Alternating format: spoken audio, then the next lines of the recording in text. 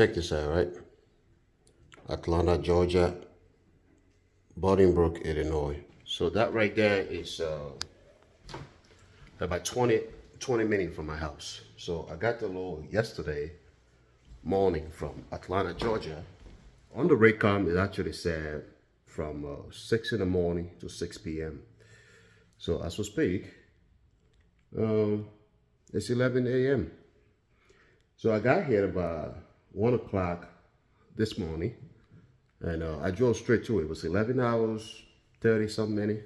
And after my 11 hours drive time, I put it in PC because I'm not going to park at a truck stop or rest area 30 minutes away from my house because DOT, whatever, right?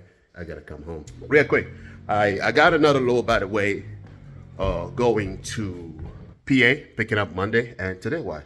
Saturday? February was a really tough month for some reason. I don't know. It was really hard, man. I'm pretty sure many of you experienced the same thing. So, but I'll be honest with you guys. You got out there, things is really rough. You guys want to be patient, you know. The only way to survive in this business right now, if you don't do truck payment. When you're doing a truck payment, insurance will force you to put some sort of, insurance premium, like a higher premium, just to cover the value of the truck. And that's one of the things that you guys see me going around buying old trucks, is to have an old truck sitting there that, even though it's running, but I don't have to follow somebody's command to choose the type of insurance premium that they want me to put on the truck. I would choose what type of premium that I want. If the truck had no value, let's say I bought two trucks, one is 2008 and one is 2013. If the value is not something I need to stress out about, I would just tell the insurance company, hey, this truck had no value. Maybe the value, I could just choose maybe $10,000. Your insurance would be nothing compared to someone who have a truck loan for $50,000, $60,000, $70,000. So if you're having a type of loan, your bank will force you to put some sort of coverage to cover the full value just in case something happened to that truck. And that's one of the reasons we all having a hard time, because we all started this business pretty wrong. We started really wrong by getting truck loan. So these are things that honestly put a lot of pressure on owner operators, because you have to pay that higher insurance premium, and you also have to pay for the truck payment. On the other hand, if you do your research and you come across some old truck that somebody maybe, like let's say the $2,000 truck that I bought, right? That was, maybe those guys own a truck and they're waiting for one paycheck to do one thing or things like that. So if they don't have enough money set to aside to keep up with maintenance, that could lead to truck breaking down all the time. So even if I buy the truck for that price and give it to a mechanic, make it work, because I don't have time to kind of like rebuild the stuff, but I would give it to a mechanic to make it work. So that's some of the things I'm trying to do now. Get an old truck, put a couple $1,000s in it, get it fixed, and then I don't have any pressure. I could just tell the insurance, hey, just give me general liability. If something happened, just cover whoever I damaged that property. Don't worry about me, because this truck basically don't have any value.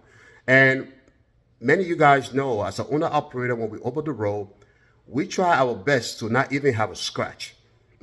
So I'm not worrying about me running into somebody. I mean, stuff could happen. If I feel tired, I park. No pressure, I park.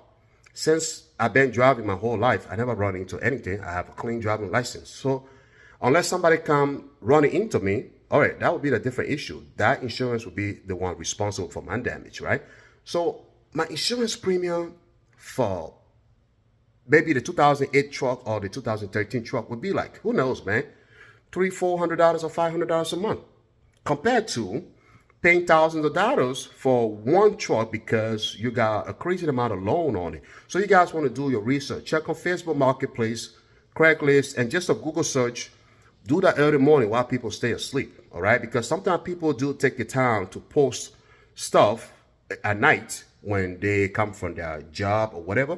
Then early morning, if you go online, that's where you can come across those type of stuff. You want to do it super early morning before anybody else wake up, so that you see the stuff, you'll be the first to email whoever posted those type of stuff, that you can go and purchase it invest the money into it and do what you want to do, right? When you do stuff like that, it would definitely help you to not spend a lot of money, because most of the problem we have in these days is that the rate is bad. We are running a cheap low. We have to go far away to pick up a low. We have to go far away to drop up the same low for basically nothing, So after doing all of that, at the end of the month, you're going to pay a crazy amount of insurance premium, and the truck bank is waiting for your payment. But if you don't have to do a payment, and you're also paying very low on insurance, you got that little pressure off your bike. And that's one of the reasons when I'm making videos like this is to educate some of you guys to think different.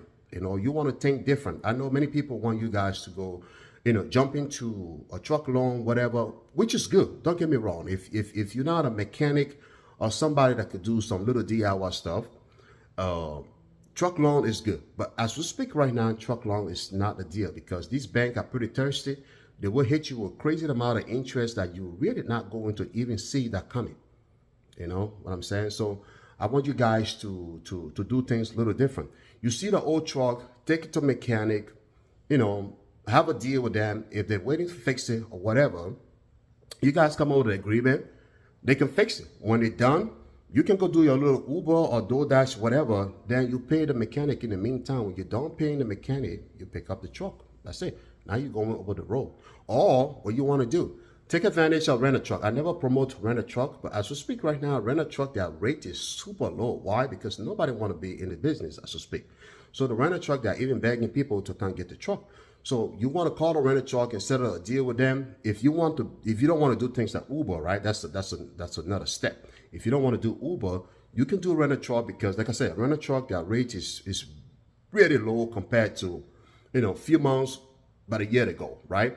Find yourself some old truck, take it to the mechanic. While the mechanic is working on it, go get a rent a truck and run it and save some money, pay the mechanic. Now you get your truck, you don't have to do any payment. That's my little advice I want to give to you guys right now. Use that rent a truck right now, for the fact that nobody want to rent a truck. Take that rent a truck, go over the road, make your money, pay the mechanic. Every money you make, pay the mechanic. When you're done, you got your little 2008 truck ready to go. You got your 2008 truck ready to go. I mean, that's me though. If I was in your situation, that's what I would do, right? I got a 2008 truck I bought for $2,000, and I got another 2013 truck that I bought for $3,000. So when mechanic done fixing them, even if I owe the mechanic $6,000, $7,000, I can grab the rental truck and grind. If I make $1,500 a week after all my expense, what will happen? I will put $500 to a side, for my mechanic payment. So every week you give $500 to your mechanic. Every week you give $500 to your mechanic. Within a month, you will be paying your mechanic $2,000. 2 months, 3 months, mechanic would love to see money coming in every week. Just kind of like have that agreement with them. Every week, give them $500, because you got your personal bills to pay, right? You got to pay insurance and all of that stuff. If you want to get rid of the rental truck fast, maybe you can pay more to the mechanic, depending on your bills and other expenses that you have. So I would recommend you guys taking advantage of that. Google search, Facebook Marketplace. Get off the social media that's not going to give you money.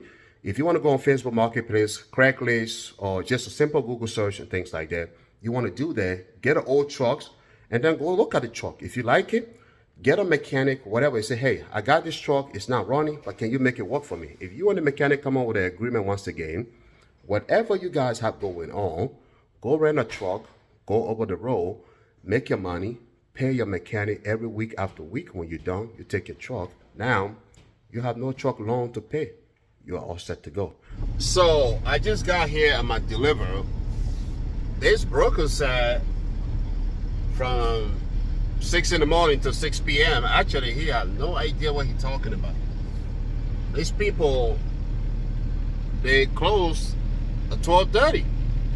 I just got lucky. I just got lucky to see the last crew was, leaving, right? But if he was going to tell me the exact hours of operation. You know, hey, that's the thing. Brokers don't even try to know more about their shipper or their receiver. They want us to be the one trying to figure out everything, which is crazy. You know, these guys close 12:30, and luckily I was able to get here on time. I even got here 12:15, and I came back here. There was nobody, and I was getting ready to call him and stuff like that. And I saw that the one guy, you know, coming around and said, "Hey, what's going on?" I said, "Well, I got to deliver." He said, "We closed 12:30." I said, "Well, it's 12:15. I got here, and nobody here." So he told me to back in so he can get my stuff out of the truck, and after that, he's going to be leaving. So how could a broker not even know the company closed 12:15? That's the first thing a broker need to check with the receiver or the shipper. They do stuff like that, and then we go sometimes to the shipper, and we end up not getting the load. Shipper closed, shipper load is not even ready, and then they say, "Oh, the load's gonna be ready tomorrow." And then sometimes when you ask them for truck order not used, they take forever to send you that money. So broker need to communicate with the shipper and receiver. They relied on us to do everything, and they just don't want to pay us for what we honestly deserve. That's crazy. But yeah, that's the boy from Africa. I will see you guys in the next video, man. You know, peace and love.